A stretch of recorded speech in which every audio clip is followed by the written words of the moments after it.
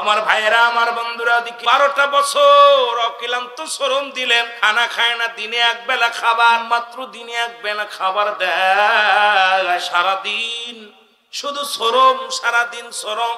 রাত্রে বলছে বাবা তুমি ঘুমাইতে পারবা না, রাত্রেবেলা তুমি কি করবা? রাত্রেবেলা ও বাবা শোনো, রাত্রেবেলা তুমি ইবাদত বন্দেগী করবা, মাওলার সিজদায় পড়ে থাকবা। জোরে জোরে চিল্লায় বলা যাবে না আল্লাহু আকবার। আল্লাহর ওলি ডাক দিয়ে বলে বাবা সারা রাত তুমি ঘুমাইতে পারবা না, সারা রাত জেগে তুমি মাওলার প্রেমের সাধনা করবা। 12টা বছর পার হয়ে গেল অনেক কষ্ট করে, দিনে এক বেলা খাবার খায়।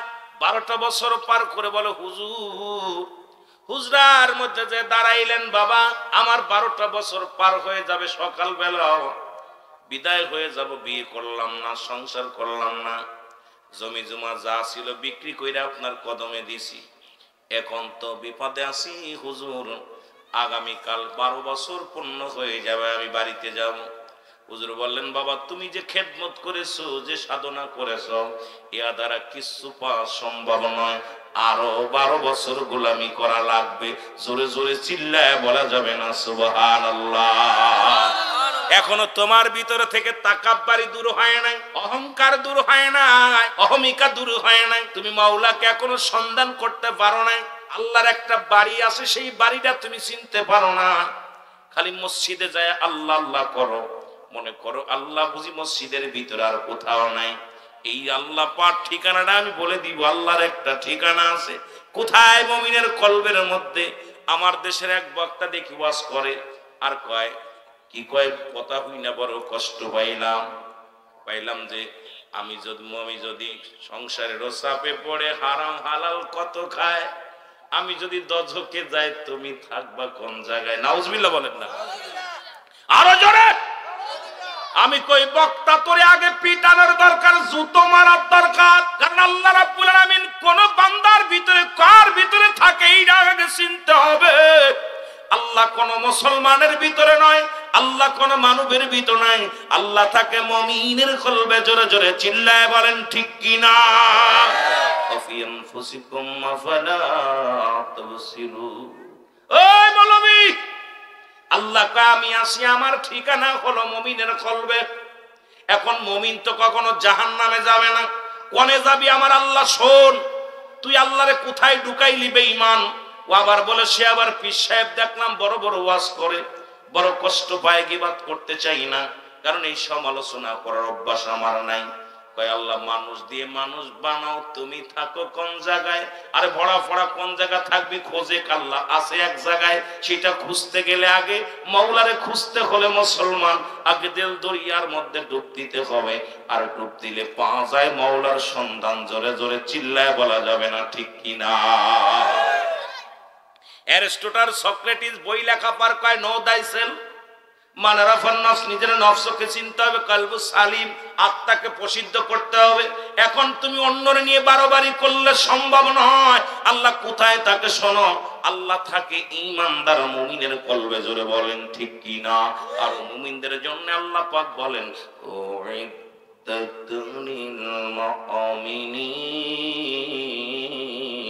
আল্লাহ কয় মুমিনদের জন্য প্রস্তুতি করে রাখছি 8টা জান্নাত। আমার ভাইয়েরা, আমার বন্ধুরা, আমার গভীর মনোযোগ, যে কথা বলতেছিলাম, দরুদি বন্ধু শুইনালাম ডাকতে বলে বাবা তুমি যে সাধনা করেছো, এই সাধনায় মাওলাকে পাওয়া সম্ভব নয়। বাবা কি দিব তোমারে? আরো 12 বছর। হুজুর আরো 12 বছর যদি খেদমত করি আপনার দরবারে, আমি তো শেষ হয়ে যাব, মারা যাব, কারণ আমার তো কঙ্কাল দেহখানা বানায় ফেলেছেন। আরে মুসলমান, আল্লাহকে পাইতে অনেক সাধনা করা লাগে। জাগ্রত পরাণ যার মরে না সেজন, দৈহিক মরণ যে মরে না সেজন, জাগ্রত পরাণ যাহার মরে না সেজন। জোরে জোরে চিল্লায় বলা যাবে না আল্লাহু আকবার। শত শত মুর্দাদের যদিও কবরে, তার যদিও জীবনে তার চেয়ে অধিক ভালো, যদিও কবরে। ভাষণটা আমার ভুলে গেলাম, মুসলমান শুনে নাও। ওই জাগ্রত পরাণ যার দুনিয়ার মধ্যে এই হলো উত্তম ব্যক্তি। আর শত শত মুর্দা দেল দুনিয়ার উপরে তার সদিক ভালো যদিও কবরে। কারণ যদি একবার জিন্দা করে নিতে পারো দেলডারে, একবার যদি দেল দুনিয়া একবার মওলার সঙ্গে যদি তুমি জিন্দা করে নিতে পারো, এই দুনিয়া থেকে ঘুমানোর পরে পরেই তুমি থাকবা চিরস্থায়ী জান্নাতের মধ্যে। জোরে জোরে চিল্লায় বলা যাবে না ঠিক কিনা?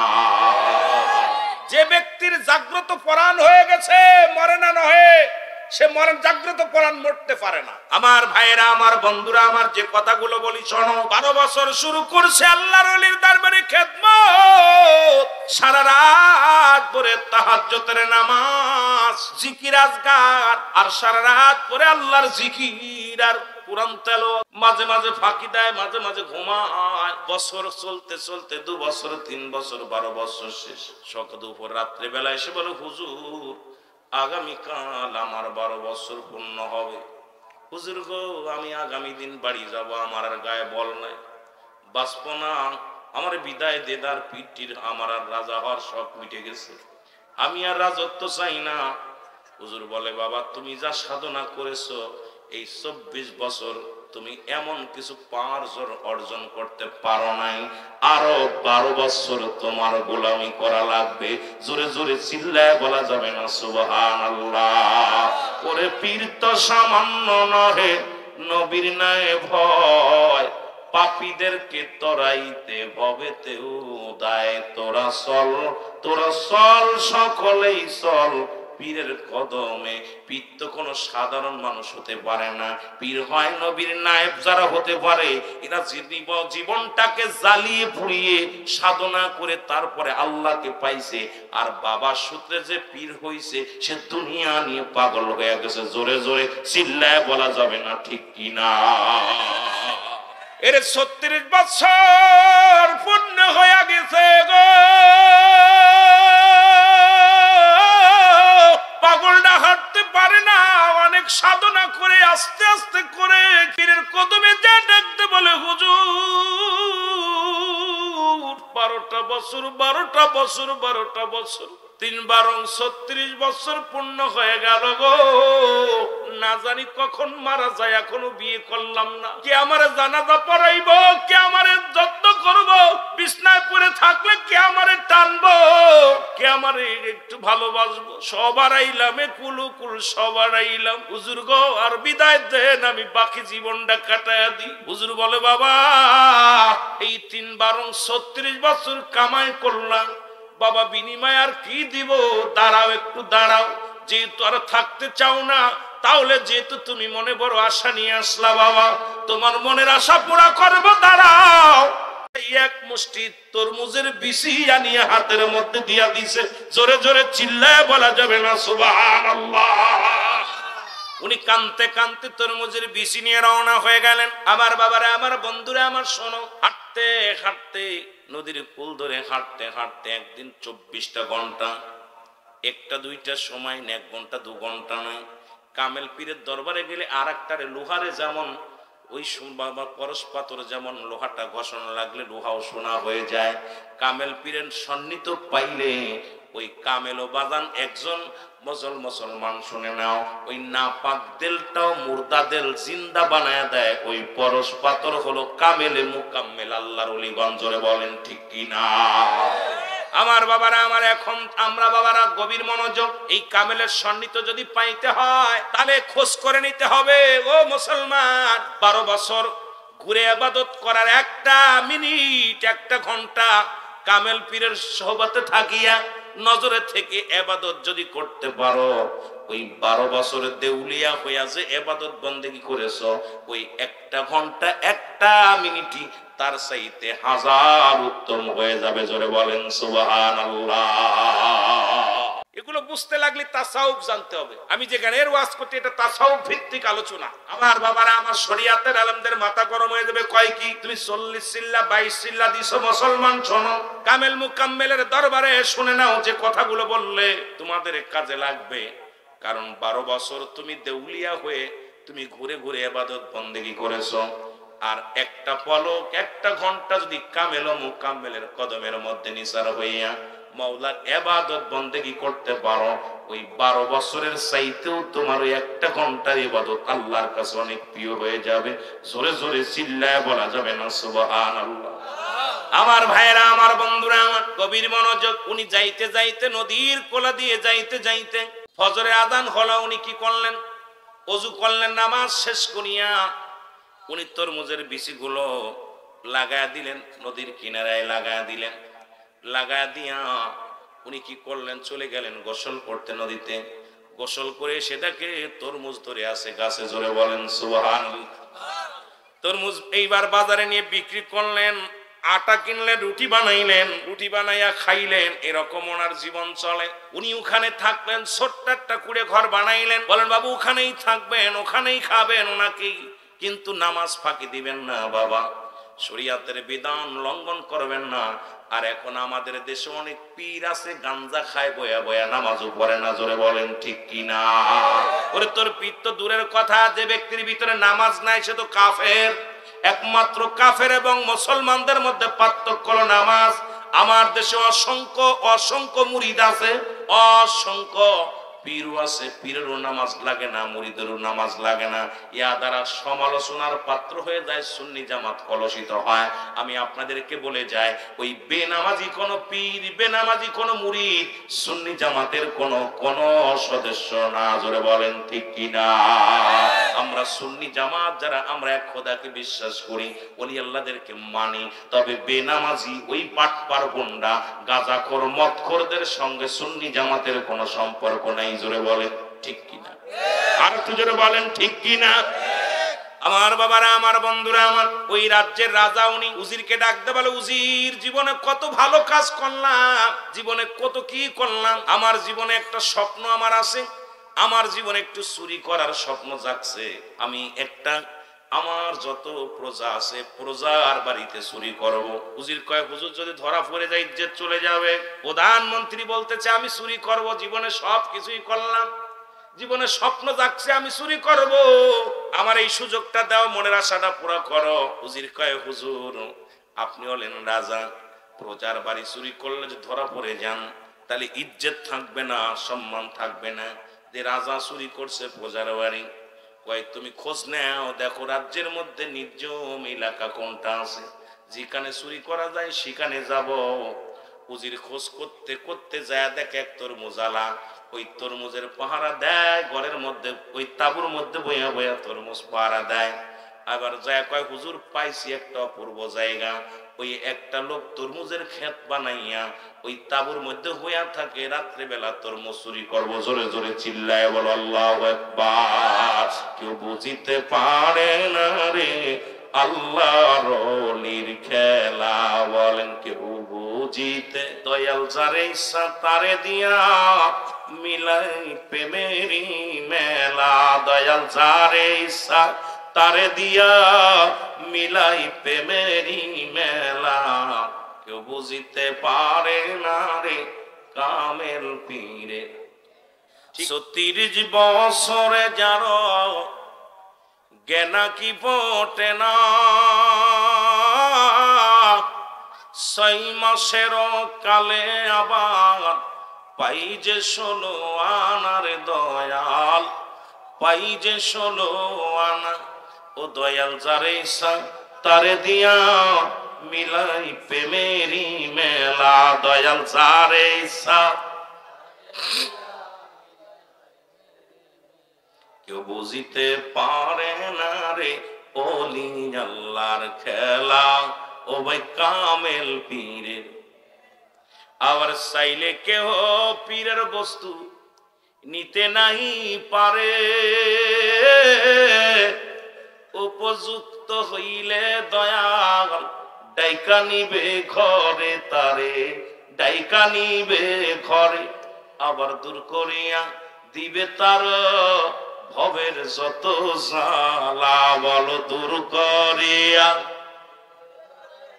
ভবের যত জ্বালা, কেউ বুঝিতে পারে না রে ওলি আল্লাহর খেলা, ও ভাই কামেল পীরে। আবার জোর করিয়া বুঝতে গেলে তার ঘটে মরণ জ্বালা, হায় হায় জোর করিয়া তার ঘটে মরণ জ্বালা, কেউ বুঝিতে পারে না রে কামেল পীরের খেলা। ও ভাই বলি আল্লাহ, আমার ভাইরা আমার বন্ধুরা, আমার হুজুরি ডাকতে বলে হুজুর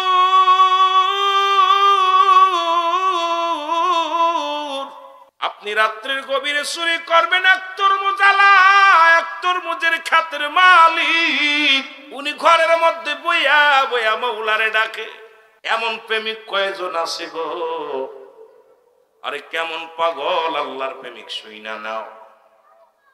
এইবার হুজুর, এইবার বাদশা বলে তাড়াতাড়ি চল, আজকে চুরি করতে যাব। রাতের অন্ধকারে হুজুরকে নিয়ে যখন তরমুজ চুরি করার জন্য রওনা দিছে, তরমুজের খেতে যায় যখন তরমুজটা ধরে টানতে ছিড়বে, আল্লাহর ওলি স্বপ্নে ডাক দিল হামদি বলে মুরিদ ৩৬ বছর সাধনা করে পাইছিলি তরমুজের বিচি, এক রাত্রে নিয়ে যাই চুরি করে তরমুজ ঠেকা। জোরে জোরে চিল্লায় বলা যাবে না সুবহানাল্লাহ। প্রধানমন্ত্রী মারা গেলেন, উজির ডাক দে কয় ও তরমুজের মালিক শোন, তুই কাকে মারছিস জানস? কয় কে মরিছে আমার দেখার সময় নাই।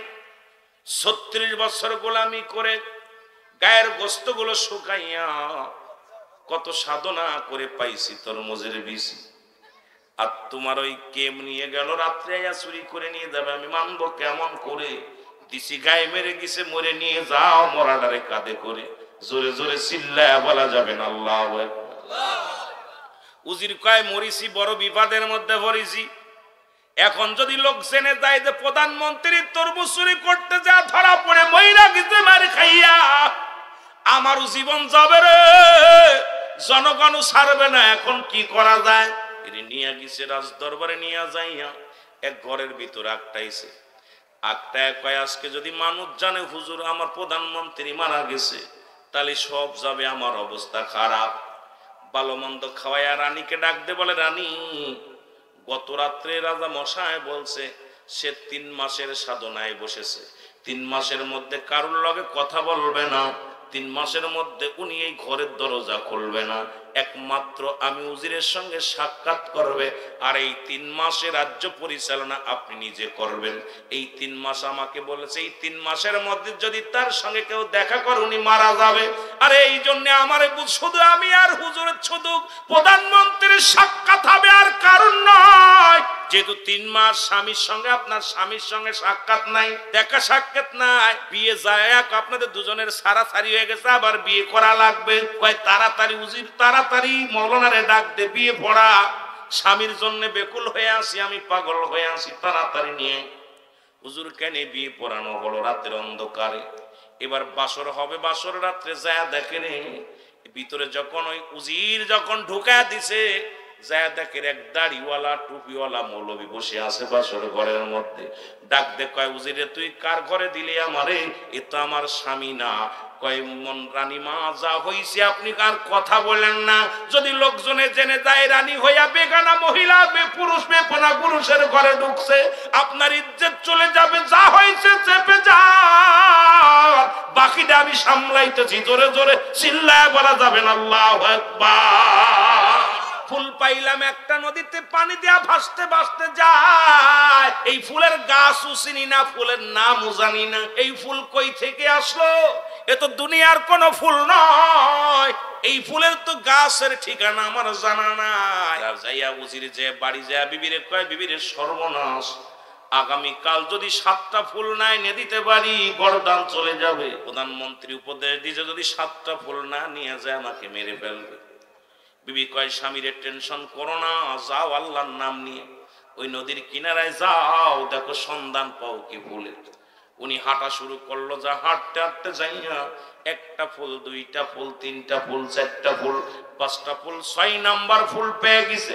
7 নাম্বার ফুলের আশায় বসে আছে। দেখে রে দূর থেকে একটা গাছ ওই গাছের মধ্যে নদীর কিনারে একটা গাছ, ওই গাছের মধ্যে পাগল এমন ভাবে আল্লাহ জিকির করে রে, জিকির করতে করতে কলবটা ফেটে যায়, এক একটা ফুটা রক্ত পানির মধ্যে পড়ে, আর ওই রক্ত খানা ফুল হয়ে যায়। জোরে জোরে চিল্লায় বলা যাবে না সুবহানাল্লাহ।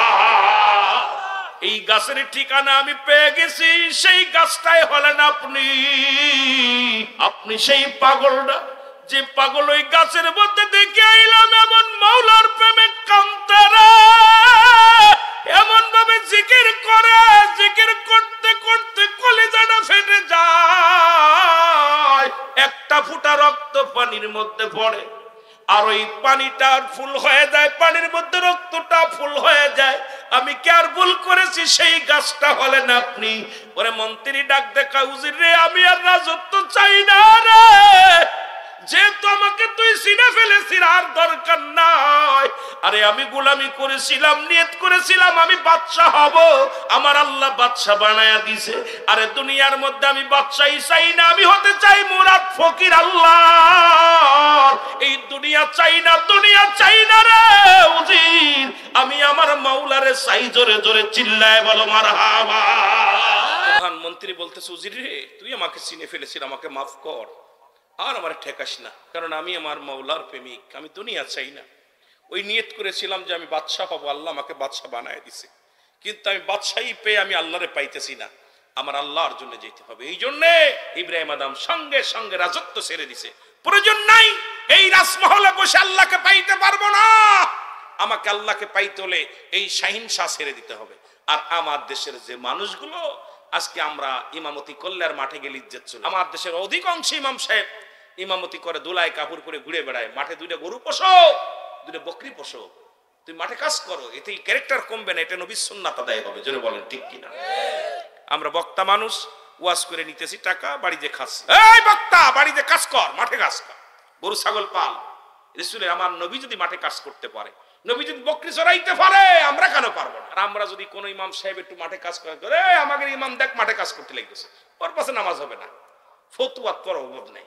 কিন্তু এই জ্ঞানী জ্ঞান পাপী মানুষগুলো, এদেরকে বোঝানো বড় কষ্ট। কোন পীর সাহেব যদি কাজ করে, দেখছো পীর সাহেব করতেছে কি? আরে বোকা, আরে পীর সাহেব যিনি নবীদেরও নবী, তিনি যদি বকরি চড়াইতে পারে, মাটি কাটতে পারে, মাটি টানতে পারে, আমরা কি পারবো না?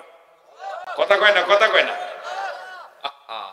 এর থেকে আমাদের শিক্ষা নেওয়ার দরকার রাসূলের থেকে। নবী কেমনি বলছেন, বায়ানাত, উত্তম ব্যবহার, উত্তম আখলাক, উত্তম চরিত্র যা আমার নবীকে দিয়েছিল, যা পৃথিবীর কাউকে দেন নাই। যেটা বলেন ঠিক কিনা? আবার আমার নবী ৭০ তালি কাপড়ও গায়ে দিছে। আবার নবীজি যে জুব্বাটা পরেছে তৎকালীন জামানায়, যার দাম ছিল ৪২,০০০ দিরহাম, যা পৃথিবীর কোন রাজা বাদশা আজ পর্যন্ত পড়তে পারে নাই, পৃথিবীর কোন রাজা বাদশা। সুতরাং আমার নবীর গরিব বলার কোনো সুযোগই নাই। যদি বলে আমার নবী হালাতটা ছিল, নবী বলতে হায়াতি খৈরুল লাকুম, আমার হায়াতের জিন্দেগিটা ছিল উম্মতের জন্য কল্যাণ। কারণ আমি নবী এই জিন্দেগি শরিয়াত, তরিকত, হাকিকত, মারিফাত, এই নবী আমি নবী উম্মতের সঙ্গে কথাবার্তা বলেছি, উম্মতের সঙ্গে চলাফেরা করেছি, উম্মতের সঙ্গে উঠা বসা করেছি। এই জন্য আমার দেশের অনেক মৌলবীরা কয় নবী আমগার মতো মানুষ।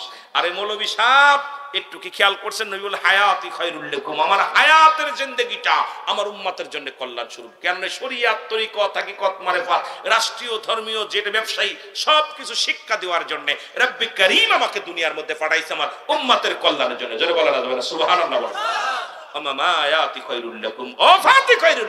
নবী বলতেছে আমি ওফাতটা আমি ইন্তেকাল করেছি, এটাও আমার উম্মতের জন্য কল্যাণ স্বরূপ। আরে মৌলবীরা কি কয় রে? এই মৌলবীরা কি খেয়ে লেখাপড়া করছে? আমি আশ্চর্য হয়ে যাই, মৌলবী তুই কেমনে বলিস নবী সম্মানের উপর আঘাত? নবী বলতেছে আমি মারা গেছি, ইন্তেকাল করেছি আমি শুধু উম্মতের জন্য, কল্যাণের জন্য। পৃথিবীর কোন উম্মাত যদি কোনো ভালো কর্ম করে, আমি নবী প্রশংসা করি। আবার যদি কোনো উম্মাত গুনাহের কাজ করে, আমি নবী আল্লাহর দরবারে ইস্তেগফার করি, ক্ষমা চাই, আল্লাহ অমুক ব্যক্তি অন্যায় করেছে, তুমি তারে মাফ করে দাও। তাহলে বোঝা গেল ইহা দ্বারা যে আমার নবী দুনিয়া থেকে বিদায় নিছে, এটাও আমার জন্য, নবী আসছো আপনার জন্য, আমার জন্য। সুতরাং সেই নবীর পক্ষে থাকার দরকার আছে কিনা? আরো জোরে বলেন আছে কিনা? মদিনা যাইতে পারলাম না, মদিনা দেখতে পারলাম না, মদিনা যাইতে পারলাম না, মদিনা দেখতে পারলাম না। জিকির একবার মদিনা যাইতে পারলাম না, মদিনা আমি অসহায় তাই এত দূরে রই, বলো অসহায় তাই দূর থেকে সালাম জানাই, শুধু দূর থেকে সালাম জানাই, মদিনা যাইতে পারলাম না, মদিনা মদিনার নাম কত মধু,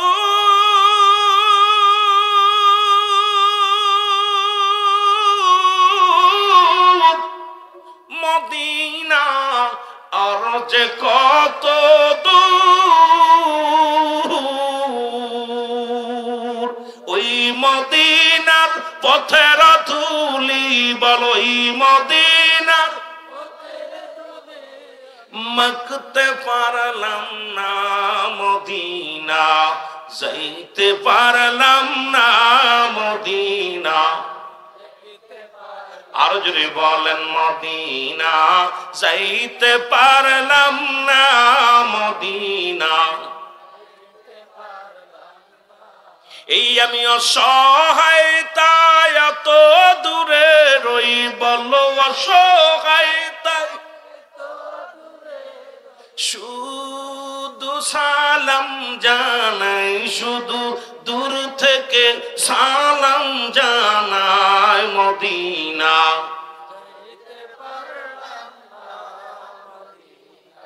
দেখতে পারো, মদিনা নাম কত সুন্দর,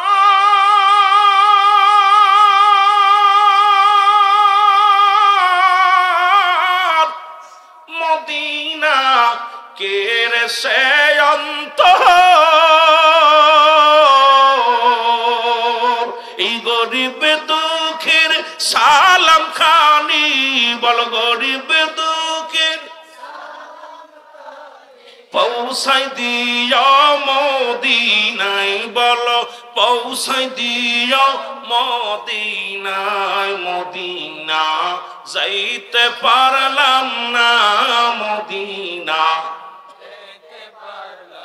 না, মদিনা যাইতে পারলাম না, মদিনা মদিনার উবাল হাওয়া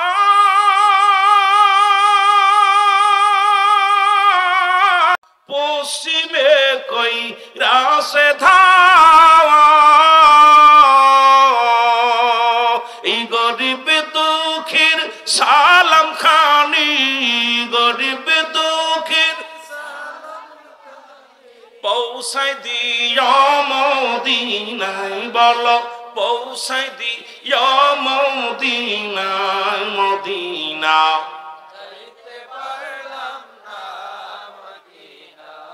দেখতে পারলাম না, মদিনা যাইতে পারলাম না, মদিনা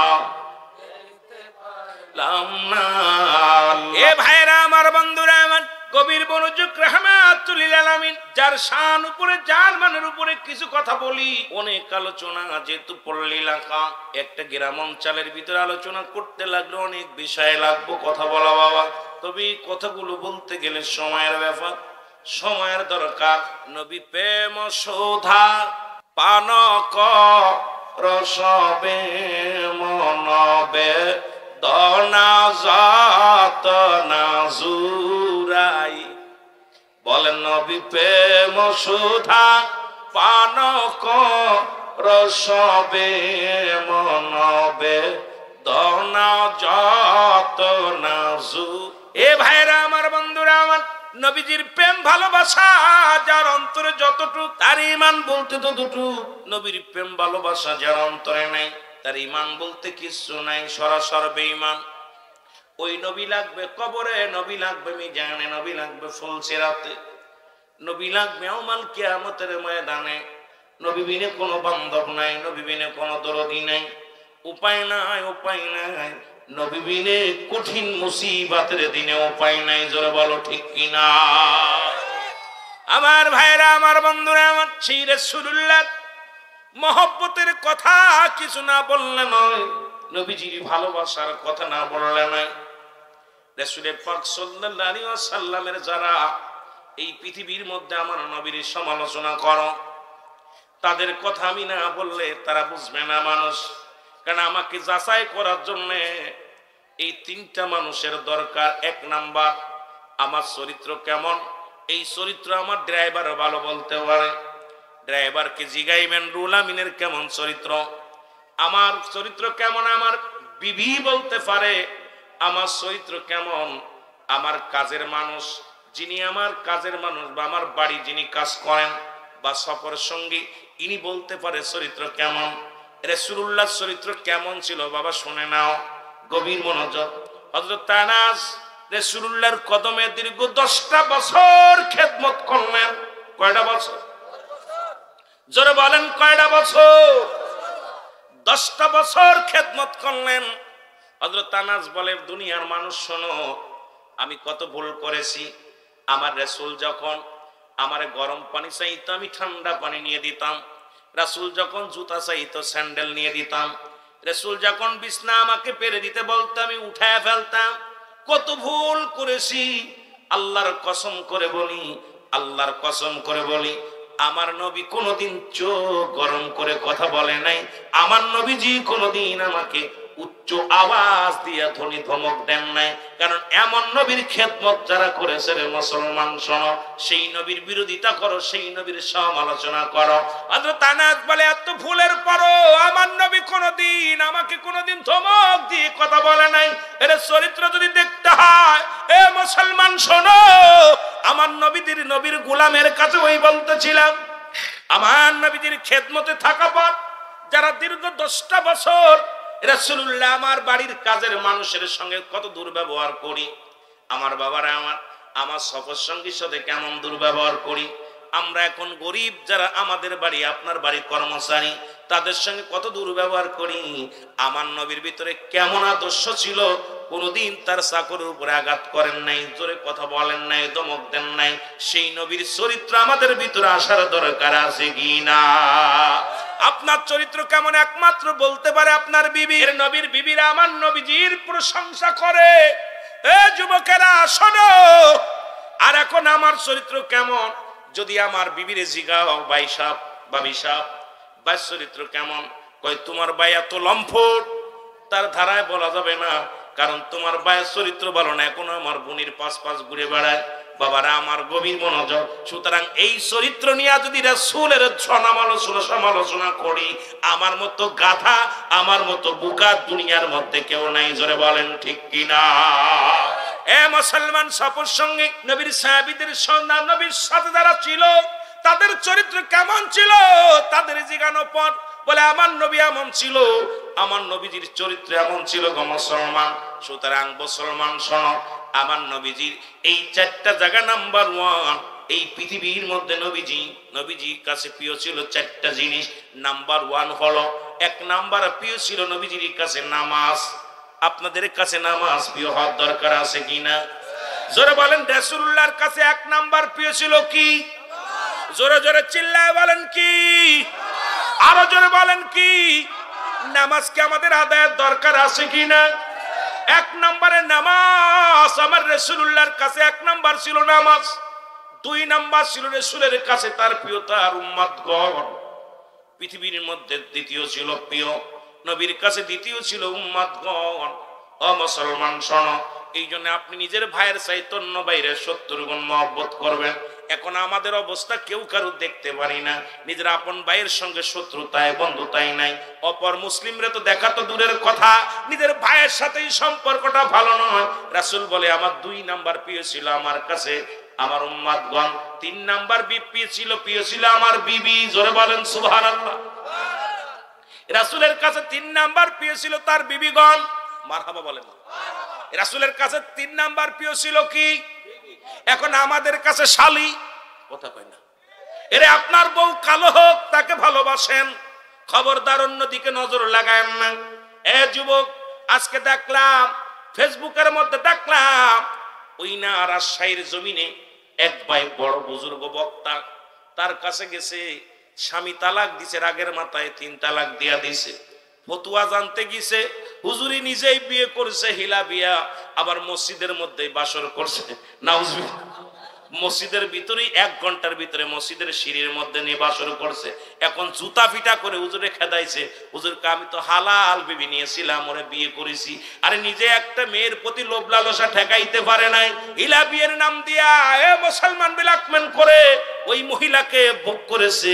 আজকে আমার সমাজ শুনে নাও, রাসূল বলছে, রাসূলের কাছে 3 নাম্বার প্রিয় ছিল তার বিবিগণ, বিবিদেরকে অত্যন্ত ভালোবাসতেন। আপনারাও নিজের বিবিরে ভালোবাসবেন।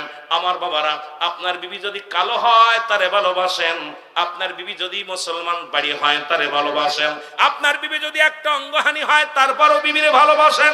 কারণ এই দুনিয়ার বিবিগণ চিরস্থায়ী নয়।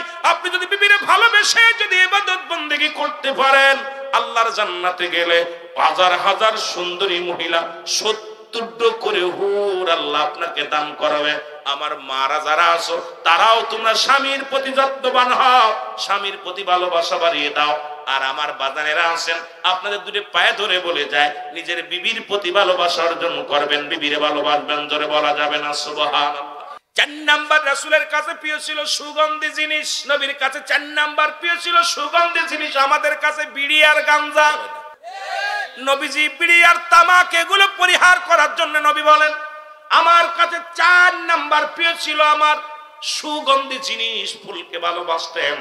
আমি আপনাদেরকে বলে যাই বাবা, আজ থেকে আপনারা সুগন্ধি ভালোবাসবেন, ফুলকে ভালোবাসবেন, আতর ভালোবাসবেন। আজ থেকে মদ বলবেন না, গাঁজা বলবেন না, বিড়ি বলবেন না, যত মাদক সেবন আছে আজ থেকে না বলে দেবেন। কারণ রাসূলের গুণে গুণান্বিত যদি হতে হয়, রাসূলের কাছে যেগুলো প্রিয় ছিল সেগুলো আমাদের প্রিয় হওয়ার দরকার আছে কিনা? জোরে বলেন আছে কিনা? এখন যদি আপনি এগুলো প্রিয় না বানাইতে পারেন, আমি বলে যাই আপনাদেরকে, আল্লাহর নবীর দিদার পাওয়া সম্ভব হবে না। জোরে বলেন ঠিক কিনা? জোরে বলেন। 2 নাম্বার। 1 নাম্বার কি ছিল? জোরে সবাই বলেন না, কি ছিল? 2 নাম্বার, 3 নাম্বার, 4 নাম্বার। মনে থাকবে? মনে থাকবে? আজ থেকে আমরা নিজের বউডারে ভালোবাসবো, নামাজটারে ভালোবাসবো। নামাজ কাফের এবং মুসলমানদের মধ্যে পার্থক্য। নবী নামাজের প্রতি খুব গুরুত্ব ছিল। রাসূলুল্লাহ যখন আজান পড়ে যেত, হুজুর সাল্লাল্লাহু আলাইহি ওয়াসাল্লাম অসুস্থ থেকেও নামাজ জামাতে হাজির হয়ে যেত। সুবহানাল্লাহ বলেন। একটু নামাজের প্রতি যত্ন ছিলেন। আর আমরা তার উম্মাত, তার নবী তো যিনি পার করনেওয়ালা, তিনি যদি নামাজকে তো ভালোবাসতে পারে, আমাদের কি নামাজকে ভালোবাসার দরকার আছে কি? তাহলে 1 নাম্বার নবীর কাছে প্রিয় ছিল কি? নামাজ। আজ থেকে নামাজ পড়বেন কে কে একটু হাত তুলে দিন।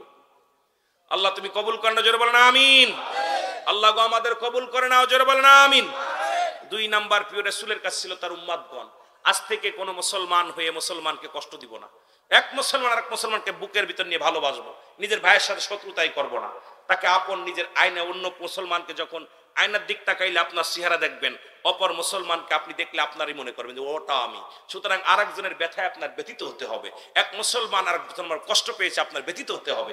একজন কষ্ট পেলে আপনি আনন্দ করতে পারবেন না, আপনি তার ব্যথায় ব্যথিত হতে হবে। আমরা ছোটবেলা একটা বইতে পড়েছিলাম যে নিজের পরের সুখে কি যেন, নিজের পরের সুখে হাসবো আমি, হাসবো কাঁদবো সবার দুঃখে, নিজের খাবার বিলিয়ে দিব অনাহারের মুখে। ঠিক না? ছেলেরা পড়ছো না? আমরা ছোটবেলা মনে হয় মোটামুটি আমরা পড়ি নাই, পরের চ্যাপ্টারে মোটামুটি দেখছি আর কি, যে মানে এই যে প্রতিবেশীর বিষয় নিয়ে আলোচনাটা, কবিতাটা সুন্দর একটা কবিতা লিখছে যে মানে নিজে অন্যকে কষ্ট দেখলে আমরাও কষ্ট পাবো, অন্যকে হাসি দেখলে আমরাও হাসবো, অন্যকে দুঃখী দেখলে আমরাও দুঃখিত দুঃখ প্রকাশ করবো। কিন্তু আমার দেশের অবস্থা দেখি, একজন যদি কষ্ট পড়ে যায় আমরা হাতে তালি দিয়া কথা কোন ঠিক কিনা? এগুলো করা যাবে? মুসলমান বাবারা আমার, রাসূল বললেন আম্মা জান আয়েশা সিদ্দিকাকে ডাক দে, বলে আয়েশা রে, জাহান্নাম আমাকে দেখানো হলো, জান্নাত দেখানো হলো। আমি জাহান্নামের মধ্যে যা দেখি, সবচেয়ে বেশি কষ্ট পেয়েছি একদল মানুষ আগুনের নদীর মধ্যে সাঁতার কাটে। কিসের নদী?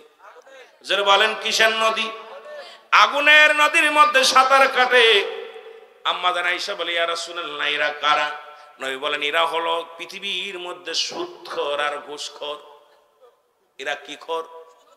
আল্লাহর কসম করে বলি, যারা সুদ খায় আর ঘুষ খায়, শোনো, এ সুদখোরেরা শোন, তোদের জন্য আবাদান আবাদান একটা চিরস্থায়ী রেখে দিছে আমার আল্লাহ।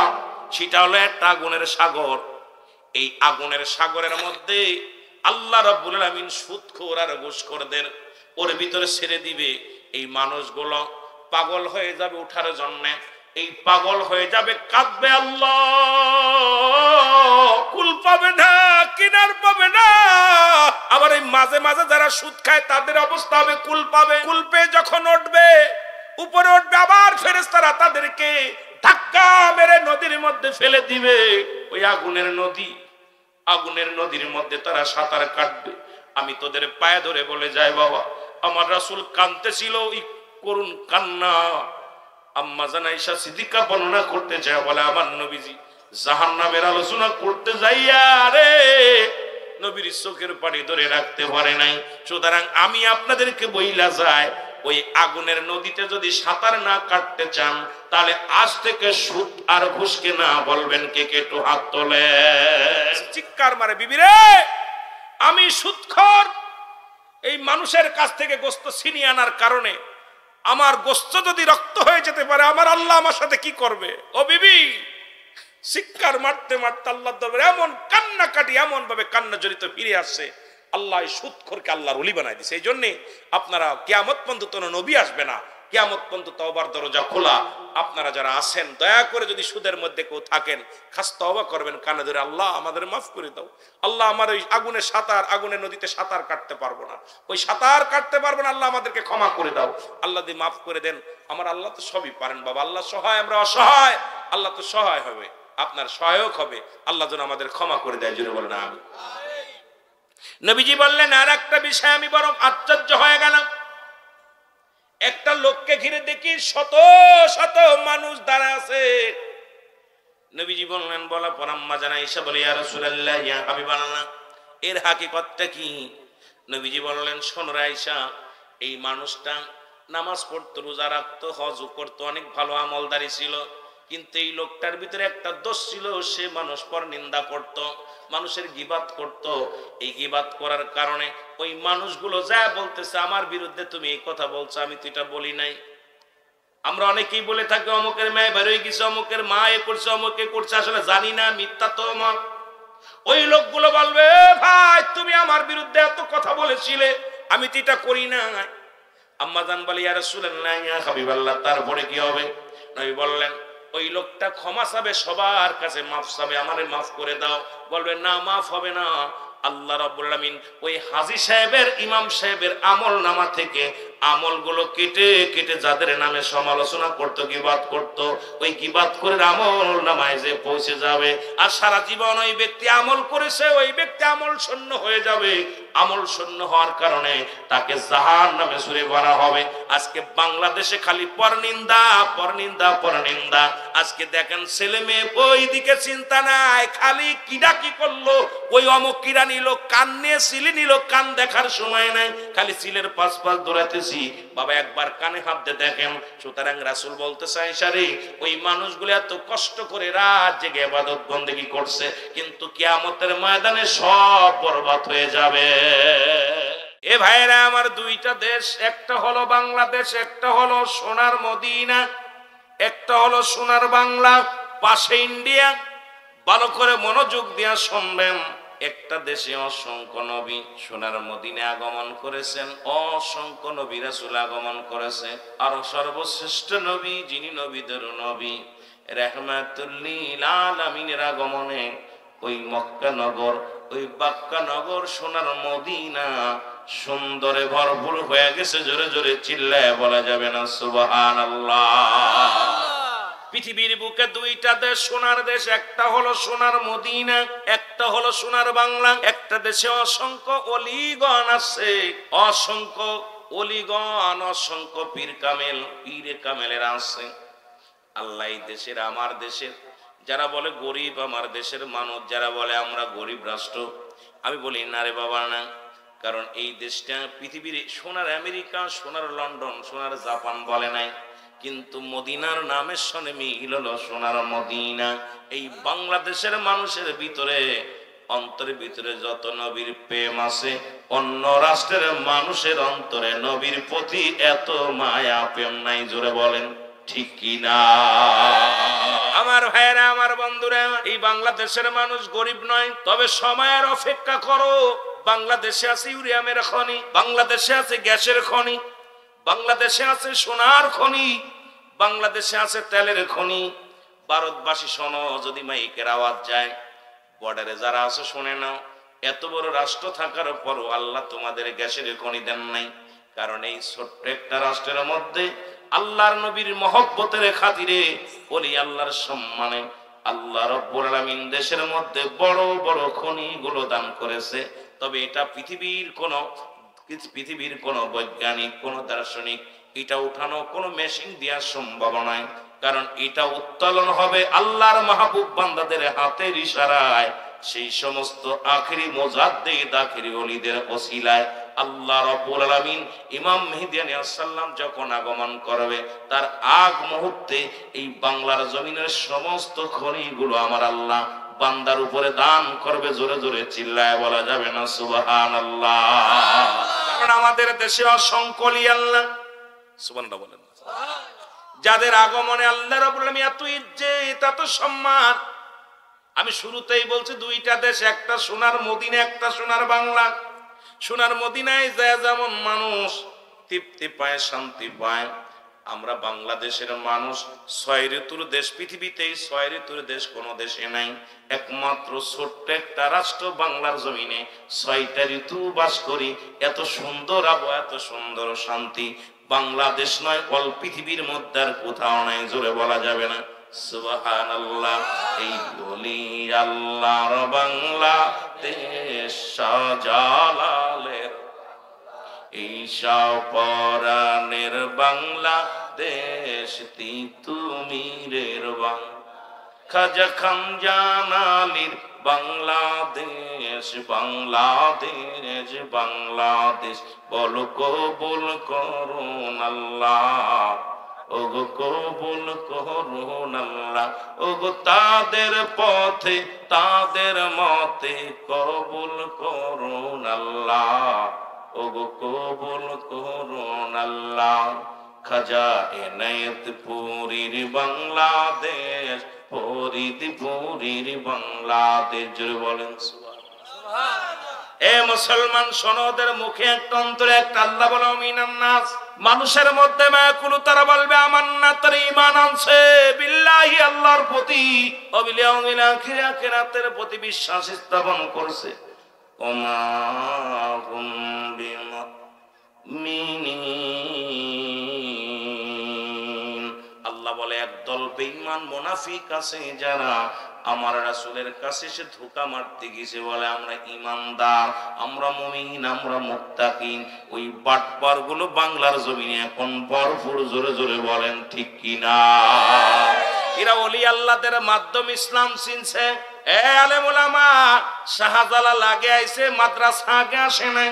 যে মাদ্রাসায় পড়ালেখা করে তোমরা ডিগ্রি অর্জন করে মাজার গুলো ভেঙে দাও, ওলি আল্লাহদের বিরোধিতা করে কথা বলো, তোমাদের আগে আসছে শাহজালাল, তোমাদের আগে আসছে শাহপরাণ, তোমাদের আগে আসছে তোমাদের আগে আসছে শাহজালাল, শাহ মখদুম।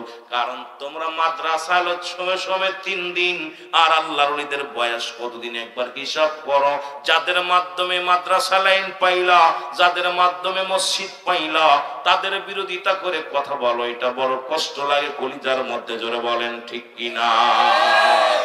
আমার ভাইরা, আমার বন্ধুরা, আমার শুনে নাও। সুতরাং এই দেশের মানুষগুলো অলি প্রেমিক, রাসূল প্রেমিক। আরো জোরে বলেন ঠিক কিনা? আমি এখনো বলি সময় আছে। আল্লাহর গজবের মধ্যে পড়ো না, আল্লাহর গজবের মধ্যে পড়ো না। যেমন পড়েছিল লূত আলাইহিস সালাম, আল্লাহ তারে গজবের মধ্যে ফেলে দিয়েছিল। ও মুসলমান শোনো, যেমন ইউনূস আলাইহিস সালাম যেমন পড়েছিল পৃথিবীর মধ্যে, শীশ আলাইহিস সালাম যেমন পড়েছিল, ইব্রাহিম আলাইহিস সালাম যেমন আল্লাহ অনেক পরীক্ষা নিয়েছিল অনেক নবীদেরকে, আমি আপনাদেরকে অনুরোধ করি বাংলাদেশের মানুষ আল্লাহর ওলিদেরকে কষ্ট দিলে, বুখারী শরীফের হাদিসে পাইলাম মুসলমান শোনো, যদি কোনো ব্যক্তি আল্লাহর ওলিদেরকে কষ্ট দেন আমার আল্লাহ ডাইরেক্ট তার বিরুদ্ধে জিহাদ ঘোষণা করে। জোরে বলা যাবে না সুবহান? আর একটু জোরে বলো আল্লাহু আকবার। এখন ওলিদের মাজার গুলো ভাঙো। আল্লাহ রাসূল বলে মেরকাত সূরা মেরকাতের 10ম খণ্ড 722 নম্বর পৃষ্ঠা, তাফসীরুল বায়ান 5ম খণ্ড 524 নম্বর পৃষ্ঠা, রাসূল বলে আলা সাবধানিন না, নিশ্চয় আলা ইন্না উলিয়াল্লাহি, আল্লাহর তরফ থেকে যারা ওলি হয় লা ইয়ামুত, তাদের মৃত্যু নাই। এখন আল্লাহর ওলি কোনো মানুষে বানায় না। আজকে আমার দেশের যারা আল্লাহর ওলি মানুষে বানাইছে, এই বানানো পীর সাহেবরাই এখন মাজার ভাঙার ফতোয়া লাগাইছে। জোরে বলেন ঠিক কি না? এই বানানো পীর সাহেবরা এখন শরীয়ত মানতে মানতে, আমার বাবা 3 ছেলে 3 জনই পীর, 5 ছেলে 5 জনই পীর। এখন পীরের ছেলে পীর, চোরের ছেলে চোর, ডাকাতি ছেলে ডাকাত, মাওলানা ছেলে মাওলানা, এমন কোন রেওয়াজ আসেনি? এই কথা বলেন না কেন? এখন আমার দেশে কিন্তু একটা রেওয়াজ এসে গেছে, বাপে 4 সন্তান জন্ম দিয়ে গেছে, 4টেই কয় ছোট শাহজাদা, মেজে শাহজাদা, বড় শাহজাদা, 4 জনই পীরত্ব নিয়া দুনিয়ার মধ্যে ভাগাভাগি শুরু করে দিছে। বাবারা আমার গভীর মনোযোগ শুনে নেন। আরে আল্লাহ রাব্বুল আলামিন পীর বানায়, আল্লাহ কয় সাবধান সাবধান, হুঁশিয়ার করে দেয় আমার আল্লাহ। ওই কোরআনও বলতেছে আলা সাবধান, ইন্না, নিশ্চয়, আলা ইন্না উলিয়াল্লাহি, আল্লাহর তরফ থেকে ওলি হয়। ওলি কেউ মানুষ বানায় না, কোন পীর সাহেব ওলি বানায় না। ওলি বানানোর জন্য আল্লাহ রাব্বুল আলামিন তার উপরে দয়া, তার উপরে রহমতের দরকার আছে। জোরে বলেন ঠিক কি না? যদি এটা না হতো নিজামউদ্দিন আউলিয়া পীর হয়েছিল। আল্লাহ রাব্বুল আলামিন এখন আমার দেশের এই সমস্ত শরিয়াত ছেড়ে দিলে কাফের, তরিকা ছেড়ে দিলে মুসলমান, তরিক শরিয়াত ছেড়ে দিলে কাফের, মারেফাত ছেড়ে দিলে ফাসিক, তরিকা ছেড়ে দিলে পথভ্রষ্ট মুসলমান, হাকিকত ছেড়ে দিলে জীবনটাই বরবাদ। আজকে শরিয়াত, তরিকত, হাকিকত, মারেফাত, আগুন, পানি, মাটি, বাতাস, ইসলাম, ঈমান, ইহসান, কালেমা, নামাজ, রোজা, হজ, যাকাত। মুসলমান শোনো, এখন কোন অবস্থা, এখন যে অবস্থা চলতেছে আমি আপনাদেরকে বলতে চাই, যদি আল্লাহর ওলিদের না মানেন, ইসলামটাকে আপনি অস্বীকার করবেন। আমার জ্ঞান আমার ধ্যান যেটা বলে, আগে আল্লাহর ওলিদের মানার দরকার আছে কি না? তবে আল্লাহর ওলিরা কোনো মাকসুদ নাই, মাকসুদ হলো স্বয়ং আল্লাহ। একটা ভুল করি কিন্তু আমরা অনেকেই ভুল করি, শাহজালালি মাকসুদ নয়, শাহপরান, আট্টশির হুজুর, চরমনার হুজুর, সারসিনার হুজুর, ফুরফুরা শরীফ হুজুর, দেয়ানবাগের তাবলিগ হুজুর, এ মুসলমান আমলিকের হুজুর, বিএনপির হুজুর যারা আছেন শোনেন, হুজুর কোনো মাকসুদ নাই, মাকসুদ হলো স্বয়ং আল্লাহ। উনি হলো মাধ্যম ঠিকানা, আল্লাহ পার একমাত্র ঠিকানা। এই ঠিকানায় গেলে পাওয়া যাবে কারে? এই ঠিকানা বরাবর পাওয়া যাবে রাসূলকে। আর রাসূলের প্রেম দুনিয়ায় যারা ডুব দিতে পারবে, এরাই পাবে একমাত্র মাওলাকে। জোরে বলেন ঠিক কি না? আমার ভাইরা, আমার বন্ধুরা, আমার যে কথাগুলো বলি একটু লক্ষ্য করেন। একজন পীরের দরবারে লেখা পাইলেন, রাস্তা দিয়ে যায়। পীরের দরবারে যদি কোনো ব্যক্তি গোলামি করে, জানমাল কোরবানি করে যদি কেউ খেদমত করে, আল্লাহ তাকে হয় পৃথিবীর বাদশাহী দান করে, রাজত্বই দান করে, আর না হয় তাকে মুরাদ ফকির বানায়া দেয়। মুরিদ এই কাগজটা পাইয়া বড় যত্ন করে উঠাইলেন। কথাগুলো মনে রাখবেন, আমি আস্তে আস্তে আলোচনার মধ্যে যাই। শরীয়তের আলোচনা সারা জীবন করে গেলাম। যত আলোচনা ইউটিউবের মধ্যে দেখছেন, কত শরীয়তের আলোচনা, রাসূলের সম্মান, সাহাবীদের সম্মান, নামাজ, রোজা, মা বাবার খেদমত, স্ত্রী স্বামী স্ত্রী, কত ওয়াজ শরীয়তের ওয়াজ করলাম। আজকে একটু লক্ষ্য করেন, আল্লাহর ওলিদের ভিতরে কোলা খেদমত করলে, গোলামি করলে কি পাওয়া যায়, এই বিষয়ের উপরে একটা কথা আমি বলে যাই রে মুসলমান। এই কাগজটনি পাইলেন, লেখা দেখলেন, পীরের দরবারে গোলামি করলে কি হয়, জানমাল কুরবানি করলে আল্লাহ তারে বাদশা বানায় দেয়। উনি বাড়ি গেলেন, বাড়ি যাইয়া জমা জমি যা ছিল সব বিক্রি করলেন।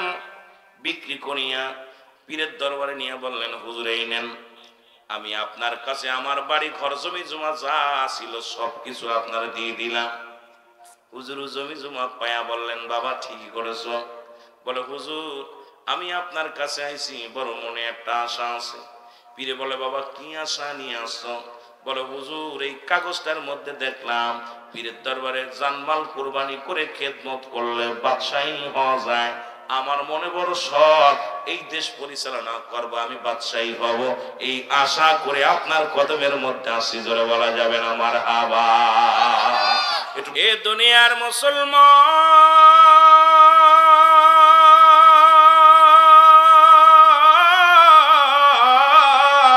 পীরে বললেন বাবা যদি তুমি ধনী হতে চাও, নিয়ত করেছো এই দরবারে 12 বছর গোলামি করা লাগবে। জোরে বলা যাবে না আল্লাহ? 12 বছর তোমার খেদমত করা লাগবে। ও নবীরা শেখেরা রে, আমার নবীজি কত কষ্ট করছে। নবী বকরি চড়াইছে, নবী মাটি টানছে, নবী নাকড়া খালছে, কত কষ্ট করেছে, সাধনা করেছে। সেই নবীর উম্মত হইয়া আমরা কেন পারি না? আমাদের ভিতরটা কেন এত অহংকার, এত হমিকা? কারণ নবীর উম্মত হইয়া তো অহংকার থাকার কথা না। নবীর প্রেমিক হইয়া তো কোন মুসলমান বিবেকবান মানুষ অলস হওয়ার কোনো কারণ নাই। কারণ আপনার আমার নবী যিনি বাদশারও বাদশা ছিল, আবার নবী রাখালও ছিল, সেই আদর্শ আমাদের ভিতরে ঢোকানোর দরকার আছে কি না?